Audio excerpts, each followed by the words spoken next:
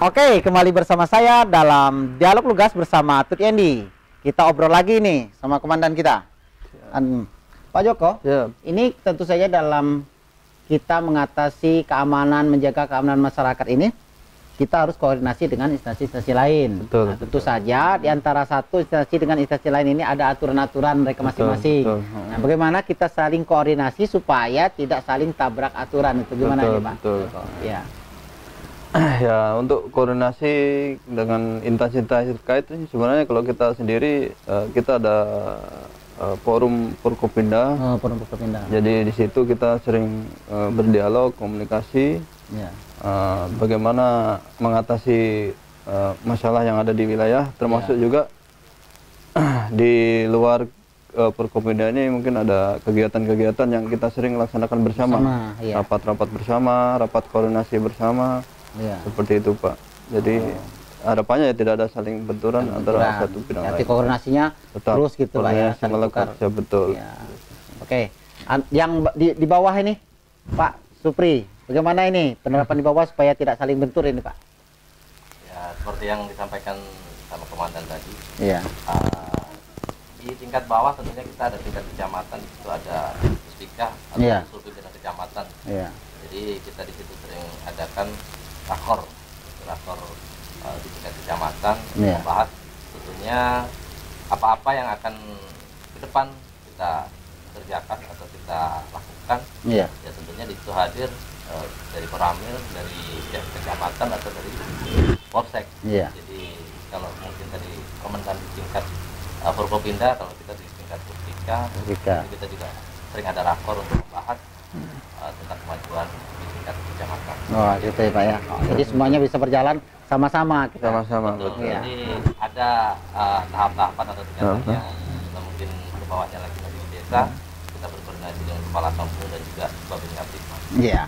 Ini untuk menggerakkan masyarakat gotong royong ini belakangan ini mungkin lebih sulit ini Pak Supri di bawah karena masyarakat itu sudah punya kepentingan masing-masing. Kadang-kadang ada kecemburuan. Kalau ada bantuan-bantuan yang tidak sampai, satu dapat satu enggak mau ikut, itu gimana buat menyatukan visi dan keinginan ini Pak? Ya tentunya paling utama yaitu tadi kita berkoordinasi dengan aparatur kampung atau mungkin Babin Kaptipmas, karena kita harus pedomani bahwa masyarakat kita ini, masyarakat khususnya Indonesia ini, gotong royong adalah merupakan suatu budaya. Ya itu warisan dari para leluhur kita, dan tentunya di situ juga makanya saya bilang tadi kita harus ada punya pemahaman tentang wawasan kebangsaan, karena di situ dituangkan dalam penjabaran Pancasila, sila keempat. Sila keempat di situ sudah diterangkan bahwasanya kita harus bermusyawarah untuk mencapai mufakat. Ya kan, poin-poinnya, dan di situ juga ada gotong royong kan. Makanya kita selaku Babinsa di tingkat bawah ini kita harus bisa hadir di masyarakat dan menyampaikan tentang nilai-nilai Pancasila, karena di situ sudah dijabarkan semuanya. Kerukunan antar umat beragama di situ sila pertama. Sila kedua apa? Persatuan. Kemanusiaan. Persatuan. Kita harus bersatu agar kita tetap solid. Nah, kerakyatan kita harus bermusyawarah untuk mencapai suatu keadilan, sila kelima. Nah, bagaimana keadilan itu tercapai kalau sila-sila ini dari poin-poin dari Pancasila ini tidak kita jabarkan? Nah, jadi tentunya itulah yang harus kita sampaikan kepada masyarakat. Kita kalau sejauh-jauh kiblat kita tetap ke Pancasila dan Undang-Undang Dasar 1945. Kita jabarkan itu, beres semuanya. Nah, TNI ini dikenal sangat merakyat, sangat berbau dengan masyarakat. Ini di tengah masyarakat ini ada suka duka nih Pak Supri, yang di bawah ini. Jadi itulah suka duka kita selaku prajurit TNI, karena kita sudah mengabdi. Namanya mengabdi itu kita harus bisa berkorban, mengorbankan kepentingan pribadi atau keluarga demi kepentingan bangsa dan negara. Nah, terkadang kita yang sudah berkeluarga, kalau kita sudah tuntutan tugas nih Bang istri mau lahiran aja kita nggak bisa nungguin. Suka dukanya. Jadi jangan disamakan, mungkin kita masih tugas keluar daerah, istrimu mau lahir kamu pulang nggak bisa. Nah, jadi itulah suka duka, tetapi itu kita harus laksanakan dengan ikhlas karena itu sudah menjadi tugas dan kewajiban kita menjadi abdi negara, menjadi prajurit Tentara Nasional Indonesia, karena merupakan suatu kebanggaan. Iya, oke. Pak Komandan ini Pak Joko, ini Bapak punya berapa babinsa Pak? Seluruh tulang bawang? Tulang bawang sendiri 90 tuh, sekitar 90-an. 90-an Pak ya. Betul. Nah, melihat perjuangan mereka di bawah, melihat apa yang mereka lakukan di sana membawa nama TNI, ini gimana ini Bapak memberikan apa wejangan ke mereka lah. Iya. Ya, kita selaku pimpinan Pak, tentunya yang pertama ya harus memberi contoh. Yang kedua ya selalu kita menghimbau kepada anak-anak, kita memberikan perhatian, kita meskipun pengawasan kita terbatas, tapi sesekali kita juga harus tahu kondisi mereka, kita kumpulkan di sini atau kita mungkin meninjau ke wilayah sambil kita tanya bagaimana kondisi mereka seperti itu. Iya. Ya, ada kebanggaan, Pak? Kebanggaan tentu. Iya. Babinsa ini kan sebagai bisa dibilang ujung tombak dari Kodim ini. Iya.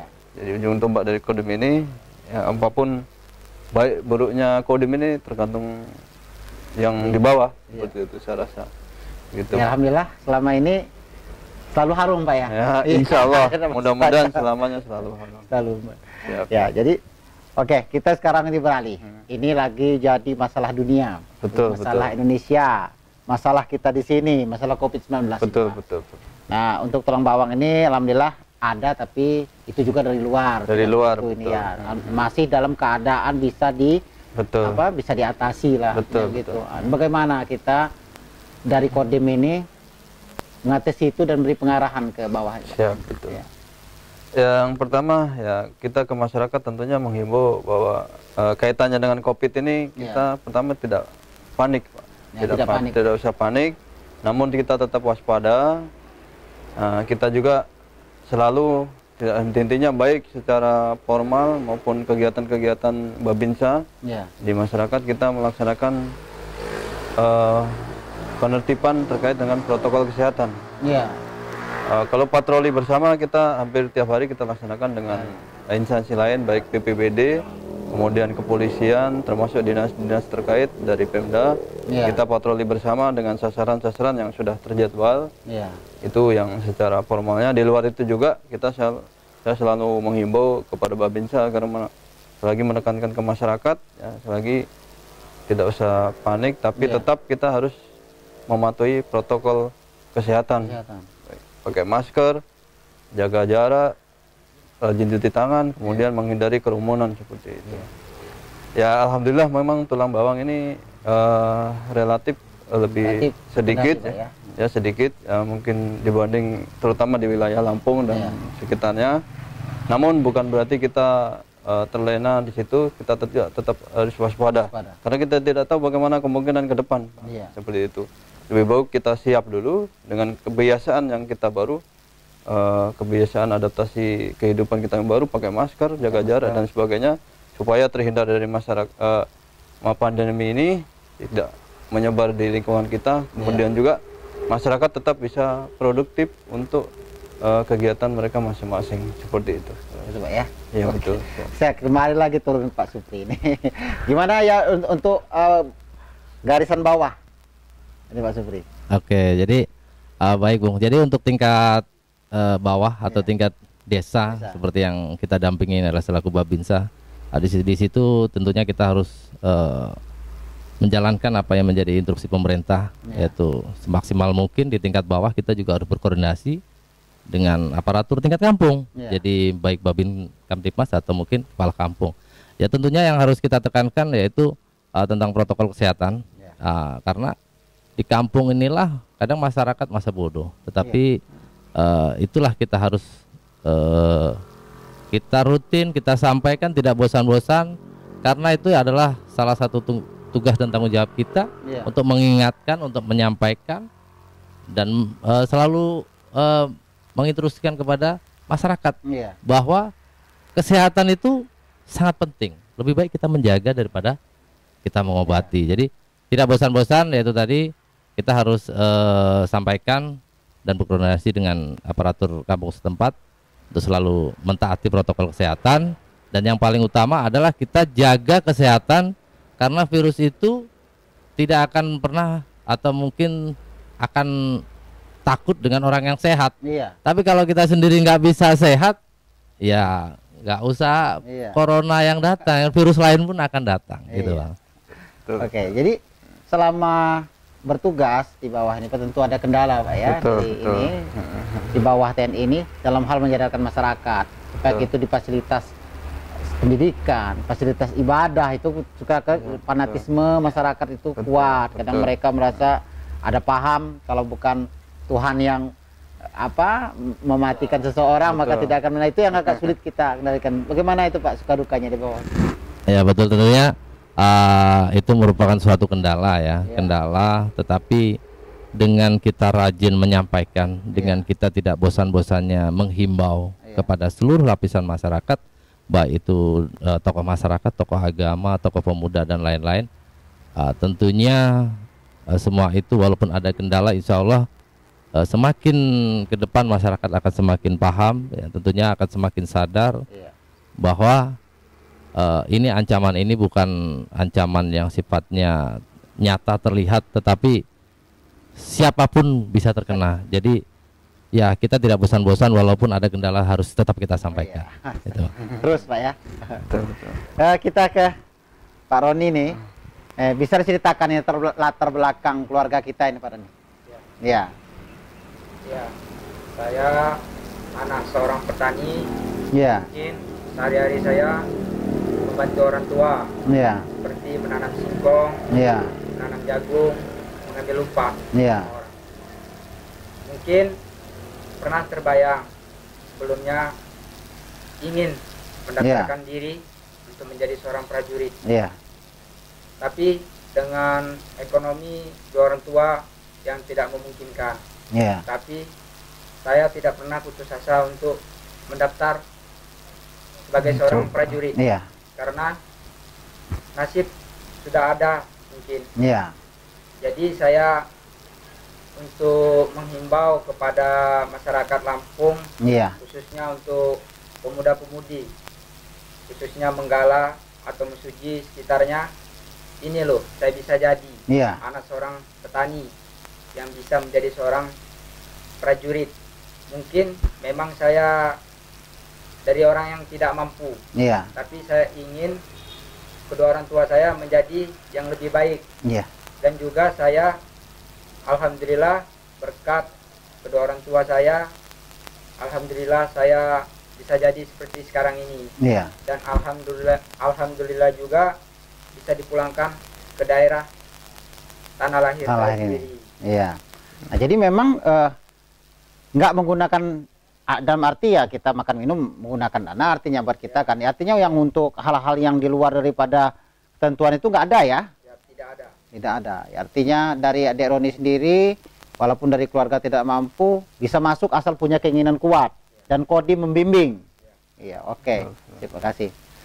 Saya langsung lagi ke Pak Joko. Nih kita lihat tadi keterangan dari adik Roni itu tadi bagaimana proses penerimaan jadi TNI, kita bimbing dari Kodim ini. Nah, apa nih saran, anjuran Pak Joko ini ke masyarakat Tulang Bawang sama Mesuji ini?